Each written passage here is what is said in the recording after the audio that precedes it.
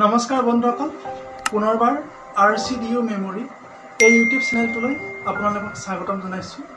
বন্ধুসকল, আজি আপোনালোকলৈ মই নতুন ভিডিঅ' এটা লৈ আহিছোঁ।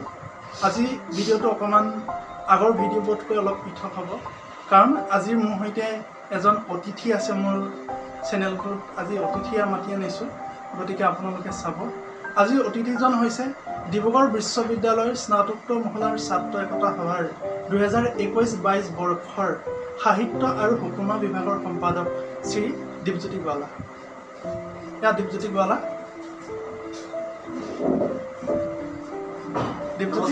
প্ৰথমে তোমাক স্বাগতম জনাইছোঁ আমাৰ RCDU মেমৰিলৈ। দীপজ্যোতি গোৱালাৰ মই পৰিচয় আকৌ দিব বিচাৰিছোঁ।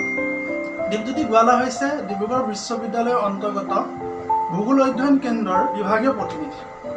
লগতে দীপজ্যোতি গোৱালাক বিশ্ববিদ্যালয়ত সকলোৱে চিনি পায়।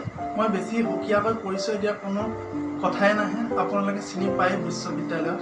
গতিকে আহকচোন আজি আমি দীপজ্যোতি গোৱালাৰ সৈতে মনৰ ভাৱ বিনিময় কৰোঁ।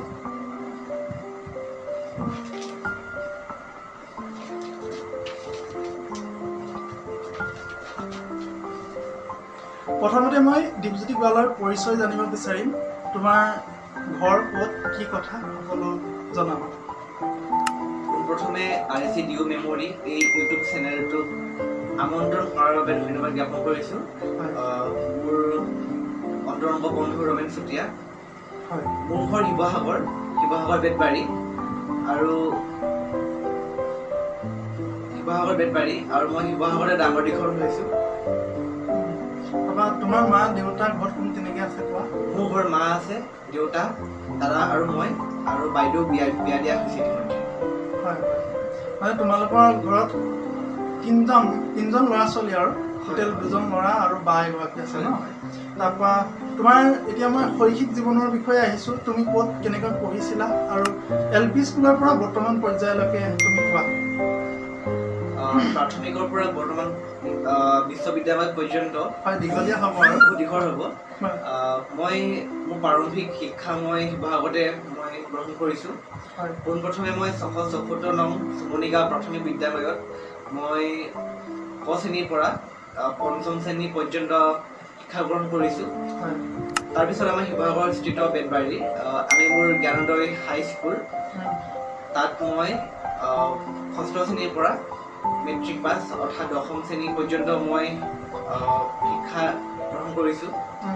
তাৰপিছত মই শিৱসাগৰ চৰকাৰী উচ্চতৰ মাধ্যমিক বহুমুখী বিদ্যালয় আৰু চমুকে গভট, আমাৰ অসমৰ শিক্ষা জগতৰ এক ভোটাতৰা ঐতিহ্যত পৰিচিত শিৱসাগৰ গভটত মই শিক্ষা গ্ৰহণ কৰিছোঁ। আৰু মই আজি পৰ্যন্ত সৌভাগ্যৱান যে মই গভটৰ এজন এক্স ষ্টুডেণ্ট।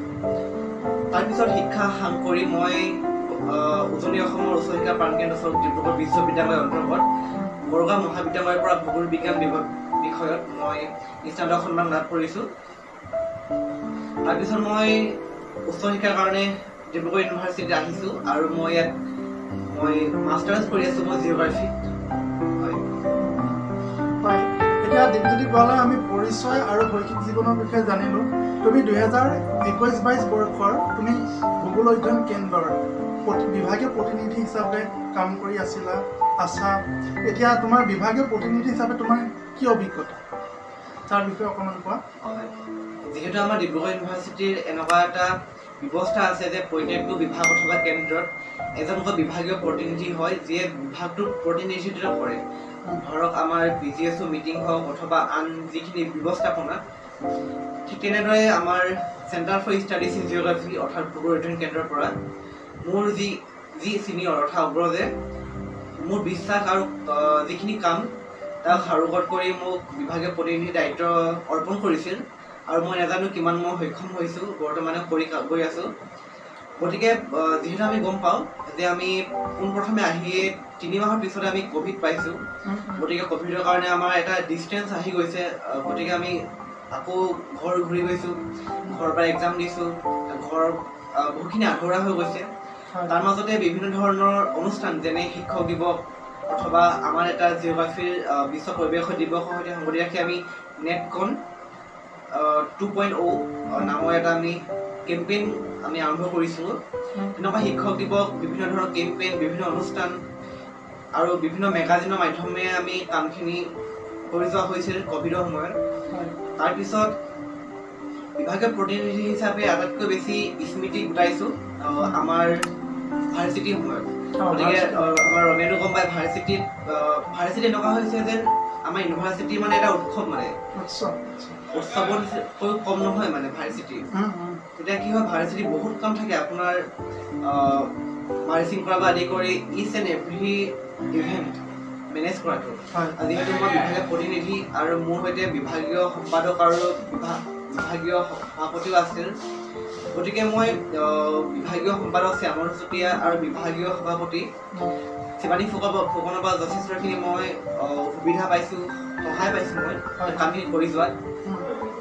আৰু সেই দুজন মানুহ অবিহনে চাগে কোনোপধ্যেই সম্ভৱ নহয়। তাৰপিছত ডিউৰিং ভাৰ্চিটি বহুতখিনি অভিজ্ঞতা পাইছোঁ, বহুত কম্পিটিশ্যন মই নিজেও জইন কৰিছোঁ, মই প্ৰাইজো পাইছোঁ। আৰু মোৰ যিখিনি অনুজ, বিশেষকৈ অনুজখিনি হৈছে যিয়ে আমাৰ চেণ্টাৰটো অথবা বিভাগটোক আগুৱাই নিব। গতিকে মই প্ৰত্যেক ক্ষেত্ৰতে অনুজক মই ফ'কাছ কৰিছোঁ আৰু তাহাঁতক বস্তুখিনি ইনফৰ্ম কৰা হয়, বিভিন্ন ইভেণ্টৰ আপডেট দিয়া হয়, কেনেকৈ কি কৰা উচিত পাঠ্য মানে সহায় কৰা হয়। তাৰপিছত বিভিন্ন অনুষ্ঠান যেনে আমাৰ ৱাটাৰ ডে, আৰ্ট ডে সেইবোৰ উদযাপন কৰা হৈছে আমি জুনিয়ৰ হৈ থাকোঁতে ছিনিয়ৰ হৈ থকাৰ পিছতো। তাৰপিছত বিভাগীয় প্ৰতিনিধিৰ পিছত মই যেতিয়া PG আছোঁ, নিৰ্বাচনত মই ভৰি দিছোঁ। বিভাগীয় প্ৰতিনিধি হিচাপে সেয়া এক বহুত প্ৰত্যাহ্বানৰ সময়, কাৰণ বিভাগটো চোৱা চিতা কৰা আৰু নতুন এটা যাত্ৰা আৰম্ভ কৰা।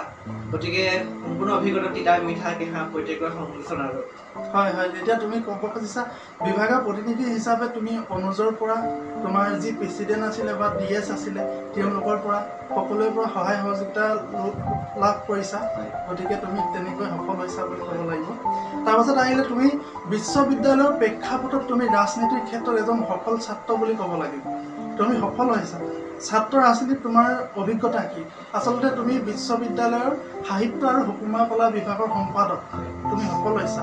সেই ছাত্ৰ ৰাজনীতিত তুমি কেনেকৈ কেতিয়াৰ পৰা সোমাই পৰিলা আৰু ইয়াৰ আঁৰত কি কি আছে, মানে কোন কোন ব্যক্তি আছে সফল ব্যক্তিৰ আঁৰত? আচলতে সফলতাৰ আঁৰত থাকেই, বহুত থাকেই। গতিকে তুমি সেই সম্পৰ্কত বা ছাত্ৰ ৰাজনীতিৰ সম্পৰ্কত। পোনপ্ৰথমে ছাত্ৰ ৰাজনীতি শব্দটো আহোঁতে প্ৰত্যেকে মন কৰে ৰাজনীতি শব্দটো। মই এইখিনিতে ক'ব খোজোঁ, বিষ্ণু ভাই এষাৰ কথা কৈছিল, এটা শিশুৱে জন্মৰ পৰাই ৰাজনীতি কৰিব শিকে। গতিকে আমি প্ৰত্যেকজন মানুহে জন্মৰ পৰা আজি পৰ্যন্ত কম বেছি পৰিমাণে ৰাজনীতি কৰি আহিছোঁ। আৰু ৰাজনীতি অৰ্থটো পৰিসৰটো ইমান বেছি ভিতৰ যে আমি দুটামান কথা অথবা দুটামান বাইকত আমি সামৰিব নোৱাৰোঁ। তৎসত্ত্বেও ৰাজনীতিৰ প্ৰেক্ষাপটত মই সৰুৰ পৰাই মই ভৰি দিছোঁ। ময়ো আগতে মেগাজিন ছেক্ৰেটাৰী আছোঁ আমাৰ হাইস্কুল পঢ়ি থাকোঁতে। তাৰপিছত আহি আমাৰ এতিয়া ইউনিভাৰ্চিটি পৰ্যায়ত মই সাহিত্য আৰু সুকুমাৰ অৰ্থাৎ লিটাৰী ফাইন আৰ্ট বিভাগত মই প্ৰতিদ্বন্দ্বিতা আগবঢ়োৱা হৈছিল। আৰু এই প্ৰতিদ্বন্দ্বিতা আগবঢ়াৰ পৰা জয়ী হোৱা পৰ্যন্ত মোৰ নিজৰ কেন্দ্ৰটো, মোৰ যিটো ছাত্ৰ নিবাস ঐতিহ্যমণ্ডিত পদ্মনাথ গোহাঁইবৰুৱা ছাত্ৰ নিবাস, তাত প্ৰত্যেকজন আৱাসী আৰু মোৰ যিখিনি শুভাকাংক্ষী, মোৰ বন্ধু বান্ধৱী বন্ধুবৰ্গ প্ৰত্যেকৰে অৱদান আছে।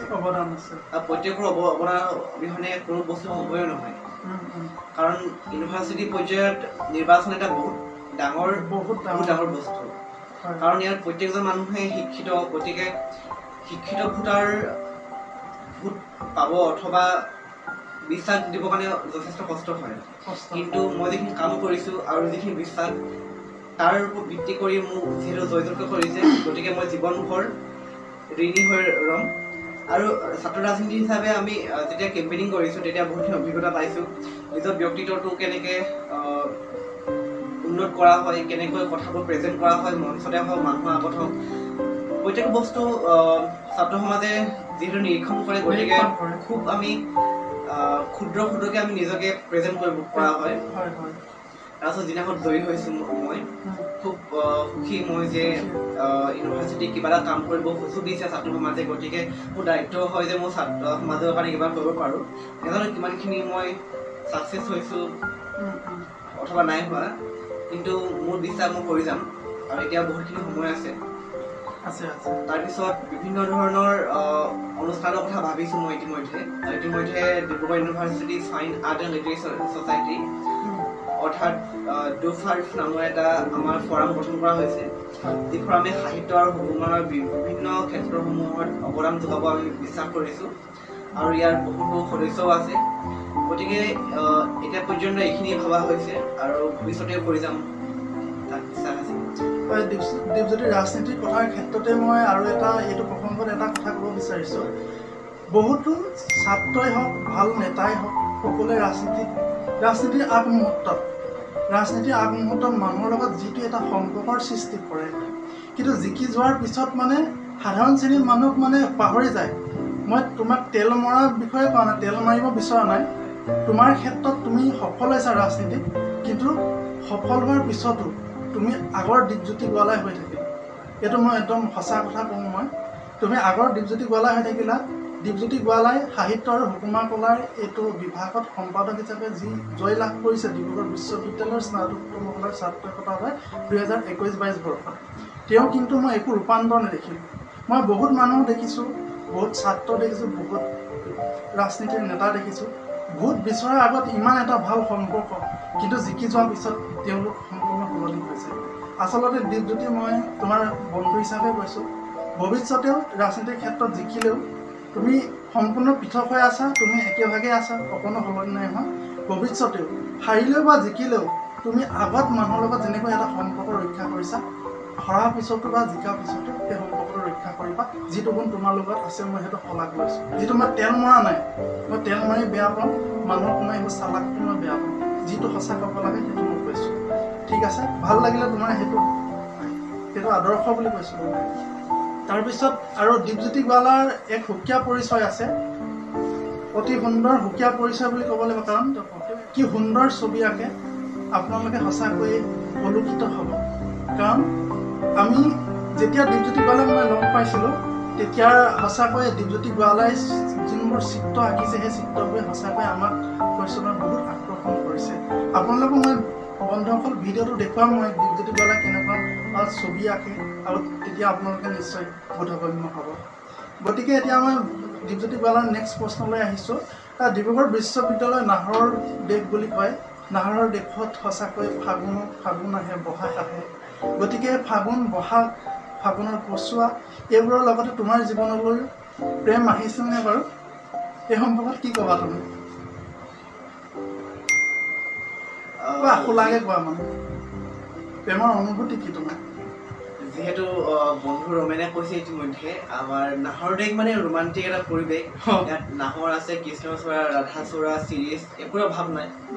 ইয়াত বসন্ত আহে, বহাগো আহে, শীত, শৰৎ, হেমন্ত আহে। প্ৰত্যেকটো ঋতুৱে কিবা এটা দি যায় ন, কিবা অনুভৱ হয়, কিবা অভিজ্ঞতা হয়। ঠিক তেনেকৈ মানুহৰ জীৱনটো দিয়ে প্ৰত্যেকটো অভিজ্ঞতাই, প্ৰত্যেকটো স্থান, প্ৰত্যেকটো ক্ষেত্ৰই। বিশেষ ক'ব যাওঁ যদি ইমান ধুনীয়া ৰোমান্টিক পৰিৱেশত প্ৰেমনো কাৰ নহ'ব। মোৰ কিন্তু প্ৰথম প্ৰেম হৈছে মোৰ ডিব্ৰুগড় ইউনিভাৰ্চিটি।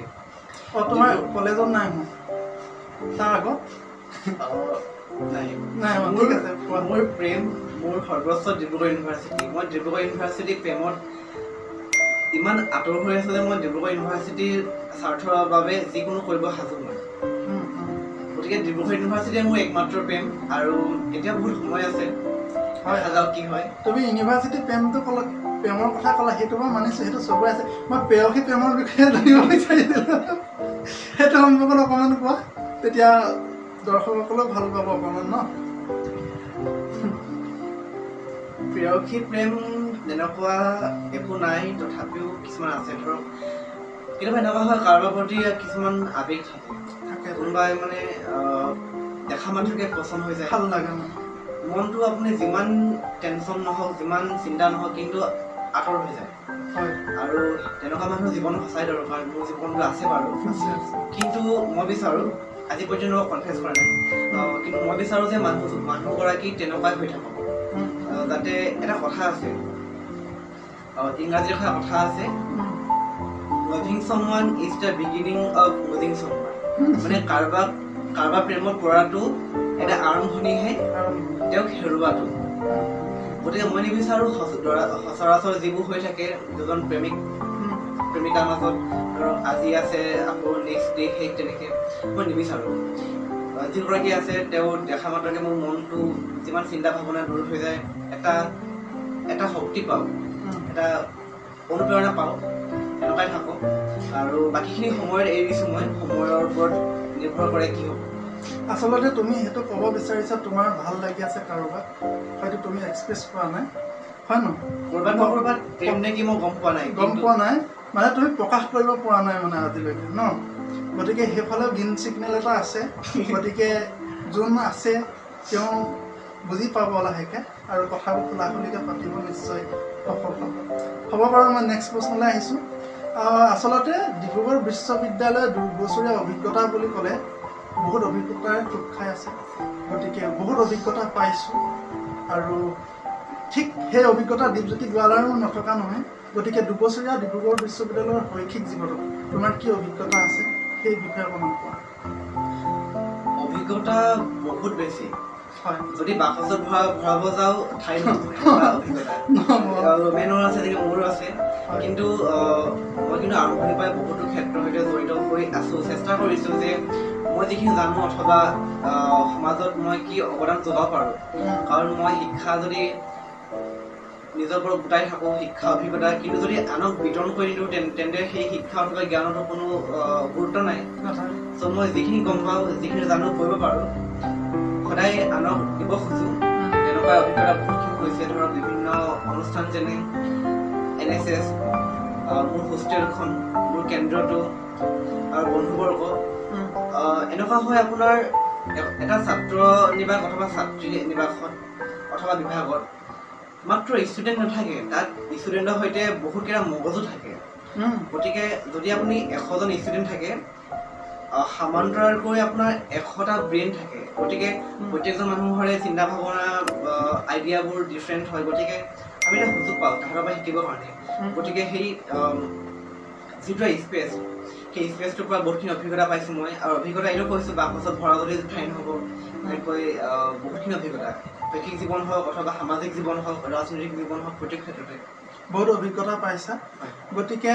আচলতে দীপজ্যোতি গোৱালাক মই যেতিয়া হোষ্টেললৈ আহিছিলোঁ তেতিয়া হয়তো সেইটো সময়ত দীপজ্যোতি গোৱালা আৰু কোনোবা সময় আগবাঢ়ি গৈছিলে তেতিয়া মই বহুত সহজ সৰল বুলি ভাবিছিলোঁ সঁচাকৈ সেই দীপজ্যোতি গোৱালা আজি সহজ সৰল হৈ আছে বন্ধুসকল আচলতে আমি দীপজ্যোতি গোৱালা মই একেটা হোষ্টেলৰে PNGBCNৰ B ব্লকৰ ফাৰ্ষ্ট ফ্ল'ৰ দীপজ্যোতি গোৱালা হৈছে 203 মই হৈছোঁ 211 কিন্তু ইণ্টাৰভিউ ল'ম বুলি বহুত দিন নাছিলোঁ কিন্তু মই ল'ব পৰা নাছিলোঁ আৰু ইণ্টাৰভিউ ল'বলগীয়া আছিলে কিন্তু সেই সময়ত মানে মই দীপজ্যোতি গোৱালাৰ ইণ্টাৰভিউটো ল'বলৈ আহিলোঁ গতিকে আপোনালোকে চাব আৰু মই নেক্সট প্ৰশ্নলৈ আহিছোঁ আচলতে প্ৰত্যেকজন ব্যক্তিয়ে ভৱিষ্যত পৰিকল্পনা বুলি আছে ভৱিষ্যত পৰিকল্পনা অবিহনে জীৱন সাৰ্থক নহয় আৰু ভৱিষ্যতক লৈ মানুহ জীয়াই আছে বৰ্তমান গতিকে দীপজ্যোতি গোৱালাৰ ভৱিষ্যত পৰিকল্পনা আনুষ্ঠানিক শিক্ষাৰ শেষৰ পাছত তোমাৰ পৰিকল্পনাটো অকণমান কোৱা এষাৰ কথা আছে আশা আছে বাবে পৃথিৱীখন ইমান ধুনীয়া আশা ৰমেন চতিয়াৰ আছে মোৰ দীপজ্যোতিৰ আছে আপোনাৰ আছে আমাৰ দৰ্শকৰ আছে প্ৰত্যেকৰে আছে গতিকে আশা মোৰো আছে সপোন আছে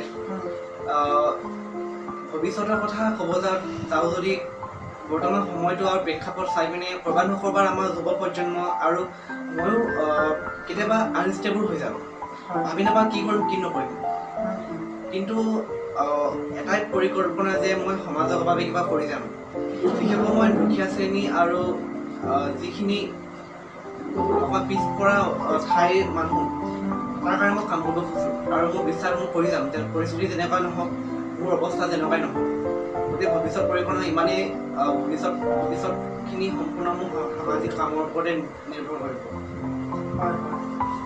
তাৰপিছত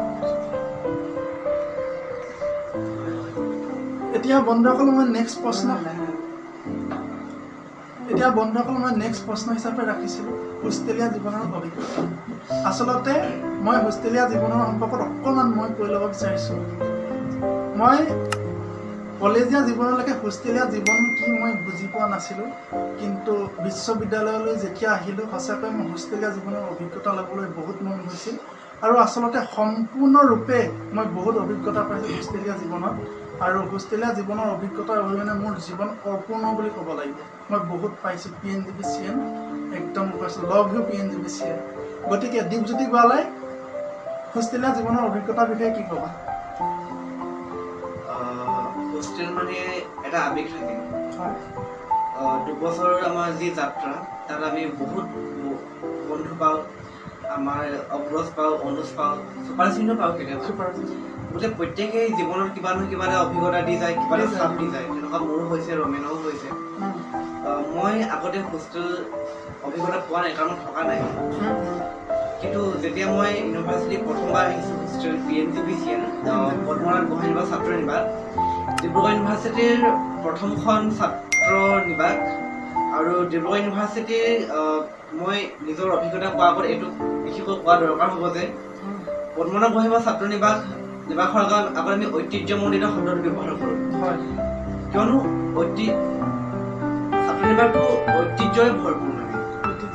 কাৰণ অসমৰ সাংস্কৃতিক, সামাজিক, বৌদ্ধিক, অৰ্থনৈতিক, অসমে নহয় ভাৰতৰ বিশ্বৰ বিভিন্ন দেশত যিখিনি কৰ্মৰত বিশেষ বৰেণ্য ব্যক্তি সকলো হৈছে PNGBৰে অৱদান। PNGB যিখিনি সংস্কৃতি, ইয়াৰ যিখিনি শিক্ষা, সেইখিনি জীৱনত আগবাঢ়ি যোৱাত সহায় কৰে। আৰু মই বিশ্বাস কৰোঁ সেই মানুহকেইজনৰ আগবাঢ়ি যোৱাৰ বেকবনত PNGBCN আছে।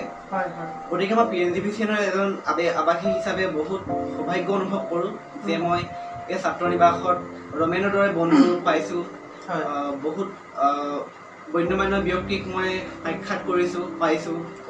আৰু গৌৰৱ অনুভৱ হয় যেতিয়াই মই PNGB কওঁ, মোৰ চেণ্টাৰ অথবা কেম্পাছত মই কওঁ মই PNGB থাকোঁ, তেতিয়া কি হয় আপোনা আপুনি বুকুখন উফন্দি উঠে, এটা গৌৰৱ ভাৱ হয়।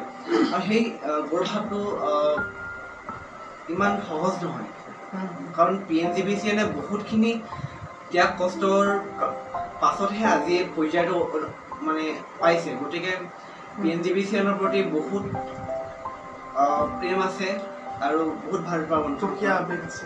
আচলতে আমি PNGBCN বুলি ক'বলৈ গ'লে আজি ডিব্ৰুগড় বিশ্ববিদ্যালয়খন যিয়ে প্ৰতিনিধিত্ব কৰি আছে VC ভাইচ চেঞ্চেলৰ ছাৰ হৈছে আমাৰ হোষ্টেলৰ প্ৰাক্তন আৱাসী। মাত্ৰ VC নহয়, academic registrar Binod Chandra Bora sir, তাৰপিছত নিৰুদ বৰা ছাৰ, আৰু আমাৰ আছামিজ ডিপাৰ্টমেণ্টতে ছাৰ আছে, 2-3জন ছাৰ আছে। আৰু গোটেই ডিপাৰ্টমেণ্ট চেণ্টাৰতে PNGB এজন নহয় এজন শিক্ষাগুৰু আছে, থাকিবই। আমাৰ NSS ডিব্ৰুগড় ইউনিভাৰ্চিটিৰ চেৰ আছে, তাৰ শ্ৰদ্ধাৰ ডেভিড কাৰ্ডন ছাৰ, এডুকেশ্যন ডিপাৰ্টমেণ্টৰ অমৰ পাইথে ছাৰ, তাৰোপৰি প্ৰত্যেকটো ডিপাৰ্টমেণ্টত থাকিবই মানে PNGBCNৰ অৱদান থাকিবই।